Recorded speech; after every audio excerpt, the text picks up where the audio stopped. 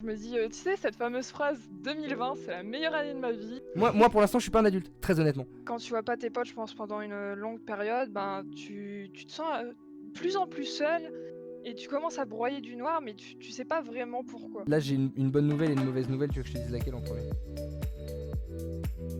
Ça, je l'ai pris pendant hyper longtemps pour de la compétition. À un moment, tu te poses en face de toi-même et tu te dis, ok, là je sais que je suis insatisfaite. J'ai réussi à me dire, genre, vas-y, c'est bon, je m'en fous, je coupe mes notifs et j'en ai rien à foutre et je répondrai quand j'aurai envie de répondre. C'est juste le fait que ça devienne too much en fait qui le rend négatif, parce qu'à la base, t'es juste en train de te fixer plus d'objectifs que les gens avec qui tu pourrais faire compétition. Ton cerveau, c'est une machine de guerre. Tu vis comme ça, et bah apprends à vivre avec. Tant pis s'il y a des douleurs, etc. C'est déjà incroyable ça ce que tu dis. Non, mais déjà le fait de se dire, ok, regarde dehors, il fait beau. Thomas, je te l'annonce officiellement, tu es mon déclic. Voilà. J'aurais jamais pensé parler d'un sujet comme ça aussi personnel. Se mettre au second plan n'aidait pas grandement à te faire aller bien et même après à aider les autres, je pense. Je trouve que c'est un moyen, entre guillemets, d'échapper à mes soucis, quoi. Là, le fait de venir là et le fait de tout ça, ça montre que, encore une fois, t'es forte, tu vois, et les gens forts, ils s'en sortent. La troisième personne qu'on va accueillir s'appelle Lisa Marie, et au final, elle est un peu différente dans le profil des autres mails que j'ai reçus, parce que c'était un mail un peu plus positif, un peu plus genre à fond, plein d'énergie, genre je commence à aller bien, je commence à m'assumer, je commence à être fier de qui je suis, de machin, de tout ça, que des que des punchlines de positivité. Et elle m'a dit qu'elle avait grave de l'énergie, qu'elle adorait dire des conneries, que tout ça. J'ai senti un petit peu une même vibe que moi, le truc un peu overwhelming de positivité là d'un coup, mais je pense que ça n'a pas forcément toujours été le cas, mais en tout cas elle avait l'air genre bien positif. La question, c'est par où commencer, du coup? T'as été pas bien puis beaucoup mieux, ou ça va toujours bien? Moi, c'est un peu les montagnes russes, en fait. Ok. J'ai eu un début d'enfance assez compliqué. Après, il y a eu l'entrée au collège, et là, ça a été la catastrophe.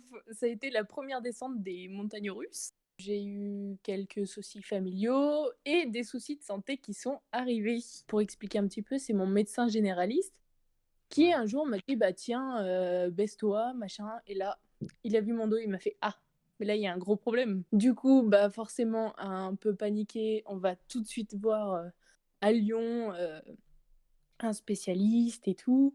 Et là, il me dit, oh là là, mais c'est la catastrophe, il faut mettre un corset. Il faut savoir que ce spécialiste-là était tout nouveau et il avait en gros depuis plusieurs années, il était, je pense, enfermé chez lui pour essayer de trouver des nouvelles techniques Ok, donc un peu expérimental, révolutionnaires. tout ça, ok. Nous voilà commencé par prendre les mesures, etc. pour mon futur, ma future deuxième peau, on va dire ça comme ça. Et bah c'était une des parties les plus mais humiliantes de ma vie. Il y avait un podium, un espèce de podium avec des lumières, mais vraiment le truc hard, tu vois. Et eux, ils étaient dans une salle à côté et t'avais plein de lasers qui passaient sur toi. Ah putain, d'accord. T'étais à moitié nu D'accord, avec le truc de l'exposition physique devant une scène, limite t'as l'impression qu'il y a une salle de spectacle derrière. Ok, Ouais, je exactement. capte l'idée. Suite à ça, donc j'ai dit de toute façon, j'ai pas le choix, donc go porter le corset. Il faut savoir que les Français, on est quand même un peu déviés autour de 15-20 degrés, quoi.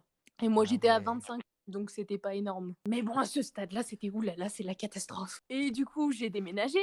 Je suis arrivée en 6e dans un collège où je ne connaissais personne. Les gens, ils m'ont regardé en mode, mais qu'est-ce qu'elle a, elle, avec son truc de plastique sur tout le haut du corps? Parce que donc tu le Donc, portais la journée et la nuit donc. ouais, alors il m'a clairement dit, tu le portes 24 heures sur 24 jusqu'à tes 18 ans, que 10 minutes pour la douche. Il y a un moment où tu dois te sentir un peu oppressé, vu que c'est collé Ouais. à toi et qu'en plus c'est un truc que t'associes pas à un truc positif. Au bout d'un moment, tu dois être en mode genre j'ai envie de. Moi, ça m'avait fait ça avec un plâtre en fait, c'est pour ça que j'ai pensé à ça. Donc j'ai commencé le collège, etc. Donc période du coup hyper compliquée. Bien sûr. Avec ça, tout le monde me rejetait. Bon bah harcèlement et tout, tu connais, physique, moral, sur les réseaux sociaux. En plus c'était les débuts, etc. Plus ça allait, plus donc ma croissance, je grandissais, j'avais la poitrine qui poussait, etc. Du coup je voulais qu'il me l'allège un petit peu. Et là, et ben en fait, je me suis mis à saigner tellement il était serré.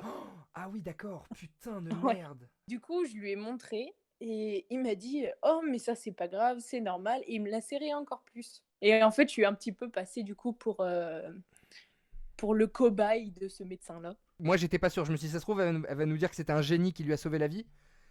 Mais donc c'était un enculé qui se prenait pour Moïse. Après, en 5e, je suis arrivée chez ma maman. C'est vrai que j'ai la chance avec ma maman depuis tout petite et encore maintenant d'être vraiment mais comme les deux doigts de la main, quoi. Moi tout pareil. Meilleure amie, c'est ma psy, c'est tout, quoi. Et je suis arrivée avec des bleus un peu partout et je lui dis maman, je n'en peux plus, on arrête tout de suite. Et du coup, voilà, j'ai tout arrêté. Et là, bah, du coup, j'avais déjà beaucoup plus de déviation parce qu'en fait, j'ai plus que doublé mon taux de déviation avec le corset. Je suis passée de 20, 23, 25 à 45. Et du coup, bah, il s'en est suivi une syphose. Donc, en gros, c'est une bosse sur l'omoplate. Et j'ai fini avec... Aujourd'hui, j'ai arrêté les radios et tout parce que ça sert à rien à part se déprimer. Je dois être à peu près, on estime, à 65. Donc en soi, c'est très très grave. Les gens ils diraient ouais, il faut se faire opérer et tout. Voilà. Moi, je prends ça comme un handicap pour pouvoir en faire le deuil. Je me dis, eh ben voilà, tu vis comme ça, et ben apprends à vivre avec. Tant pis s'il y a des douleurs, etc. Mais c'est juste, t'es trop forte en fait. Ton cerveau, c'est une machine de guerre. Tu es d'une force mentale exemplaire et incroyable. Et j'espère que beaucoup de gens sont en train d'en prendre de la graine et sont en train de comprendre comment est-ce qu'on peut réfléchir. Et comment est-ce qu'au final, on a tous l'impression qu'on est tous au fond du trou, mais qu'en fait, ça peut très bien aller. Là, t'es l'exemple même de ce que j'essaye de raconter, genre. C'est qu'en fait, quoi qu'il se passe, si tu décides avec ton cerveau que ça peut aller, ça va aller, fin. Le positif attire le positif. C'est pour ça qu'il faut qu'en plus, tu prennes conscience de ça, c'est-à-dire que tu sois fier de cette réflexion. Faut pas juste que tu te dises, bon, c'est un fait. Non, là, tu te dis, putain, c'est génial que j'arrive à réfléchir comme ça. Moi, je pense que ça ferait extrêmement du bien à beaucoup de monde de... Alors, si on part du principe que moi, je suis un mec intéressant à suivre, tu l'es 1 milliard de fois plus, enfin tu vois, tout autant, voire plus. Faut pas que tu prennes ta manière de penser, tes paroles pour un truc lambda. C'est admirable, genre. Et si tu le sais pas, je te le dis. Moi, pour le coup, si je réfléchissais comme toi, je pense que j'aurais gagné beaucoup de temps. Sur cette année et demie où je te parle que justement, moi, je faisais que me morfondre sur moi-même en me disant que ça va pas s'améliorer. C'est très très récent cet état d'esprit. Hein. Même si c'est récent, je pense pas que c'est une question de temps. Je pense pas que moi, en vivant ça 2 ans de plus, je serais arrivé à ça un jour. Au bout d'un moment, il y a eu des trucs où je me suis tellement pris une grosse claque que je me suis dit, allez, c'est bon, c'est plus possible. T'as plus le droit limite de te comporter comme ça et regarde autour de toi, il fait beau, bah sors. C'est déjà incroyable ça ce que tu dis. Genre. Non mais déjà le fait de se dire ok regarde dehors il fait beau. Déjà ce truc là il y a des centaines de millions de personnes qui sont incapables. Ce qui pour toi est normal c'est un truc qui est déjà... Enfin t'as déjà avancé. Je suis fasciné et je viens de lire le dernier livre d'un monsieur qui s'appelle Stephen Hawking et qui est considéré comme le plus grand scientifique de l'histoire avec Albert Einstein. Oui. Il pouvait même plus parler du tout, il pouvait plus rien bouger. Alors lui c'était vraiment... lui c'est une maladie dégénérative qui fait que... Tu sais, il n'y a jamais eu d'espoir en fait. Il n'y avait que son cerveau qui pouvait transmettre des informations. Il répond aussi au fait de comment tu fais quand tu as juste ta tête. Et est-ce que c'est l'horreur? Et ben en fait, lui il t'explique que c'est limite plus intéressant. Il en parle et il dit mais... Genre, il y a tellement de choses dans une tête qu'en fait vraiment le reste c'est du superflu. Au-delà du fait que toi tu auras toujours énormément de choses et ta bouche et ta voix et machin, mais en fait pour le coup on a déjà vraiment tellement de choses dans le cerveau et tellement de choses à exploiter. Tu réfléchis comme ça, t'as tout gagné parce qu'au final ça veut dire que du coup il y a dans ton cerveau la capacité de développer tous ces trucs là genre. Moi là pour le coup je suis mais tellement heureux pour toi et très, très honnêtement j'arrive pas trop à pas y croire mais je me dis comment c'est possible en fait. Comment tu me dis ça comme ça? Comment est-ce que tu me dis ouais, j'ai compris qu'en fait il fallait réfléchir autrement? Ça montre que t'es archi pas d'illusionnel, t'es archi pas dans le truc de en mode je me dis qu'il faut que j'aille bien parce que je ferme les yeux et que ça m'arrange de dire ça. Non, tu sais que tu peux aller très bien. Moi j'ai un très très bon ami de mon papa qui était un très grand sportif et qui d'un coup lui a eu des cancers, des trucs comme ça qui ont fait que niveau sport évidemment avec la chimio tout ça tu te doutes que c'est un peu compliqué. Il a quand même réussi à se dire ah putain mais en fait même sans ça à 100% tout va bien en fait. Je suis pas sûr que t'es en capacité de te rendre compte d'à quel point ton cerveau suffit et que tu peux être tellement heureuse juste avec ton cerveau si tu n'es pas poussé à vivre ça. Bah tu vois, il y a eu un truc tout con, mais c'est... toute cette longue période-là, donc c'est allé jusqu'à allez, un peu plus d'1 an, hein, c'est vraiment hyper récent. J'avais une carapace, je pleurais jamais, j'étais hyper stock, enfin vraiment, il n'y a rien qui passait. Et il n'y a pas longtemps, et ben, il s'est passé quelque chose à cause de ça, en gros, où je me suis tout repris dans la gueule, tout ce que j'avais emmagasiné, que j'avais pas... où j'étais restée stock, tu vois, et je me le suis pris en pleine face, et ça a été tellement compliqué, je suis descendue tellement bas Et au bout d'un moment, je me suis dit, mais tu peux pas rester là, c'est pas possible. T'as vu la vidéo sur YouTube où je dis qu'au bout d'un moment, tout ce que tu mets sur le côté, ça te revient en pleine gueule parce que Mais ça bien ne sûr, fonctionne jamais. Mais en fait, ce qui est terrible, c'est qu'en plus, toi, la chance que t'as pas eu, c'est que tu t'en es pas rendu compte. C'est-à-dire que juste, tu t'es dit, ah, d'un coup, tout revient. Tu vois, tu t'es pas dit, ça allait revenir. Tu t'es dit en mode juste, j'avais oublié et d'un coup, tout revient. Ouais, là, t'es Donc, là et t'es, oh merde. Ouais, t'es en mode, putain, mais ça allait pourtant là. Je comprends pas bien. Je pense que c'est encore plus positif parce que là, t'as toutes les armes d'avant qui t'avaient fait oublier ce truc-là. Bah maintenant, je sais tellement qu'est-ce que c'est d'être vraiment au fond, que je peux que rebondir maintenant quand je vis des trucs. C'était que le début des montagnes russes en fait. J'ai eu plein de problèmes parce que je suis quelqu'un qui, dès qu'on me parle de choses avec un minimum de passion, mais tu es sûr que tu me branches, mais pour ma vie entière, tu vois. Ok. J'ai fait 15 ans à peu près d'équitation et bon, ça m'a sauvé la vie. Il y a eu plein de trucs comme ça où on m'a dit mais faut que t'arrêtes avec ton dos, ça va pas le faire. Vous êtes pris pour qui? Je fais ce que j'ai Bien envie sûr, et exactement. ça me plaît, c'est ce qui me sauve, donc je vais pas m'empêcher de faire ça. Après, bah, il y a eu une autre énorme chose qui m'a sauvée, c'est le théâtre. Après, j'ai voulu, par exemple, aller dans l'armée parce que je voulais prouver aux autres que tout était possible. J'ai essayé plein de trucs et je me suis pris des portes fermées à chaque fois, mais j'ai voulu essayer quand même et aller jusqu'au bout, tu vois. Et surtout, t'arrêtes pas après avoir pris des portes. À un moment, tu vas prendre des portes, mais dans l'autre sens. C'est-à-dire qu'il y en a qui vont s'ouvrir Ouais. avec un espèce de grand courant d'air, ça rase, et ça va être la récompense de tout ce comportement que t'as en ce moment. Depuis le début du Covid, je me suis dit, bah, tu sais quoi, ma cocotte, faut occuper ton esprit parce que, bah voilà, le Covid, c'est bien gentil, mais ça va 2 minutes. Ça fait se taper la tête contre le mur très vite, ouais. Et puis j'ai tout tenté, et puis il y a absolument rien qui a marché. C'est pas Donc ça a vrai, été c'est pas vrai, super c'est pas vrai, c'est pas compliqué. vrai, c'est pas vrai. T'as dit, c'est pas vrai. Je peux pas. Non, mais là t'as tout Non, tenté, non, là. j'ai Voilà. pas tout tenté. T'as tenté mais plein de ça a choses. tout Non, mais la phrase est importante.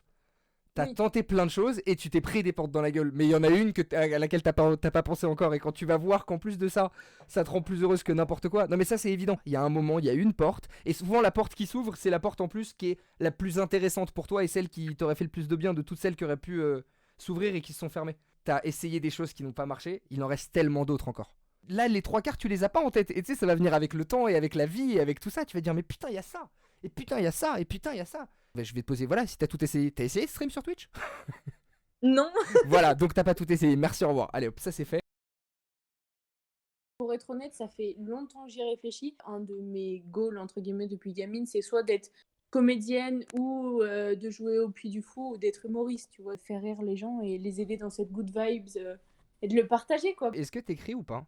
Pour l'instant, pas trop parce que j'aime bien, mais des fois je suis un peu timide, genre j'ose pas trop. Alors qu'il y a que moi et la feuille, hein, c'est complètement Ah con. putain, parce que j'allais dire, je te parle pas de les jouer à quelqu'un. Ah ouais, même d'écrire, t'es timide, ok, c'est trop génial. Moi j'ai l'impression que les humoristes les plus intéressants, c'est des gens qui te font rire avec des trucs qui te touchent. Déjà l'autodérision c'est un bonheur, mais alors au-delà de ça, quand en plus ça aide les gens à dédramatiser, c'est très précieux genre. Et là toi, t'as cette possibilité là parce que t'as les deux trucs les plus importants, qui sont te rendre compte et agir comme ça. Le truc là que t'as pas, c'est d'avoir la confiance d'écrire et de te dire que tes mots ont le poids qu'ils méritent. La manière avec laquelle tu les dis, c'est très important. Et toi, t'es légitime de dire ces mots-là. Pour la petite anecdote assez rigolote, du coup, comme j'ai une bosse pas au milieu, mais sur le côté, il y a un jour où en fait au collège, et je pense que je m'en rappellerai toute ma vie, et c'est ce jour-là où j'ai eu le déclic de me dire il faut que je partage avec les gens. J'ai des gens donc qui m'harcelaient, qui sont venus me voir.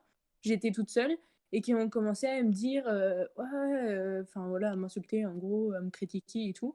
Je me suis levée, je me suis penchée pour faire au plus possible ressortir mon corps et je me suis mis à chanter Belle dans Notre-Dame de Mais Paris avec le non. reçu. Et du coup, ils se sont mis à exploser de rire et ça a été ma plus grosse fierté, Ah quoi, bah franchement. là, non mais là quand tu parles de déclic, ça c'est un déclic. Faut avoir une dose de cojones. Il y a plein de gens qui pourraient essayer de trouver les mêmes mots que toi, mais sauf que bah, ils trouvent pas les bons mots parce qu'ils le vivent pas. Moi même si je vis des trucs semblables à ce que j'essaye de vous dire sur TikTok et tout, là pour le coup, quand je dis faut trouver du positif partout, je suis le premier à pas réussir à le faire. Parce que la preuve, j'en ai chié avec le cinéma pendant 1 an et demi et que j'étais au fond du trou. Ça me rassure aussi parce que je me dis, ok, quand je dis ça, c'est archi vrai. Parce qu'il y a des gens comme toi qui existent. Et du coup, c'est important que toi t'en parles. Parce que toi, comment dire, t'es légitime. Moi, je t'entends dire ça, je me dis, ah ouais. Si elle le vit et qu'elle, vraiment, elle arrive à faire ça, ça veut dire que ça existe. Vraiment, si tu commences à sortir des trucs bien écrits, tout le monde va être sur le cul d'à quel point t'es respectable. Le but, c'est que les gens se disent putain, on peut aller bien. Je vais pas te foutre la pression, mais t'as un espèce de petit devoir avec ça. C'est que c'est tellement rare de réfléchir comme tu le fais qu'il faut que tu parles aux gens. Thomas, je te l'annonce officiellement, tu es mon déclic. Voilà. Bah alors écoute, là tu viens de me dire un truc, moi je veux une confirmation maintenant. Je te promets d'y réfléchir en tout Je cas. veux un PowerPoint, je veux tout ça. Si je suis un vrai déclic, je veux que ces mots-là ils sortent parce que si t'as essayé d'écrire mais que t'étais timide et que du coup c'était compliqué de trouver les mots, ça veut dire que t'as envie de le faire. Donc si j'arrive à être vraiment ce déclic-là, je suis extrêmement fier. Genre vraiment t'es exemplaire et je le répète en boucle, mais c'est vraiment parce que je pense que c'est important que tu t'en rendes compte en fait. Je pense que ça doit te faire kiffer de te dire que tu provoques de l'admiration et de l'envie chez les gens plutôt que de la pitié. Enfin tu vois ce que je veux dire ? Si tu commences à sortir des trucs, tu vas t'en rendre compte de toi-même parce que les gens ils t'enverront des messages à toi. C'est important que ça vienne à toi directement. Moi avec le cinéma par exemple, hein, pas mal de gens me disent que j'ai toujours eu un truc. Et alors pour l'anecdote, Marion Cotillard quand j'avais 14 ans a dit à ma mère tu vas être dans la merde, ton fils ne fera que ça. Mais en fait tant que toi t'as pas confiance en toi, et tant que, tu vois, tant que les preuves te viennent pas à toi, les gens ont beau te dire tu es ça, voilà. Je suis à un stade où je me pose beaucoup de questions dans ma vie par rapport à ce que j'ai envie de faire comme taf. Ouais, je suis en train de me poser beaucoup de questions sur ma vie et je me rends compte que de faire tout ça me rend extrêmement heureux en fait. Ça me fait beaucoup de bien. Je suis trop content de pouvoir inspirer des gens aussi positifs que toi. Genre, je suis méga fier en mode vraiment, je me dis que j'ai beaucoup de chance de pouvoir juste inspirer des gens qui au final réussissent à se mettre dans un mood aussi positif en fait. Ça permet de se rendre compte aussi que on va bien. En mode que peu importe le nombre de choses négatives qu'on peut avoir dans notre quotidien, au final on va bien. Et on a tous les mêmes arguments en termes de légitimité. Quelqu'un qui a perdu son poisson rouge et qui est très malheureux à cause de ça, il est aussi légitime que quelqu'un qui malheureusement va être atteint d'une maladie extrêmement violente, machin. Enfin, c'est pas parce que, oui, il y a des trucs plus durs évidemment que d'autres, et ça aide justement à relativiser, mais c'est pas pour autant que votre tristesse elle est pas légitime. Tout le monde a le droit d'être pas bien. Vous avez le droit d'être triste, vous avez le droit d'être heureux, vous avez le droit de tout en fait. Je me retrouve seul moi-même dans ce mal-être agréable.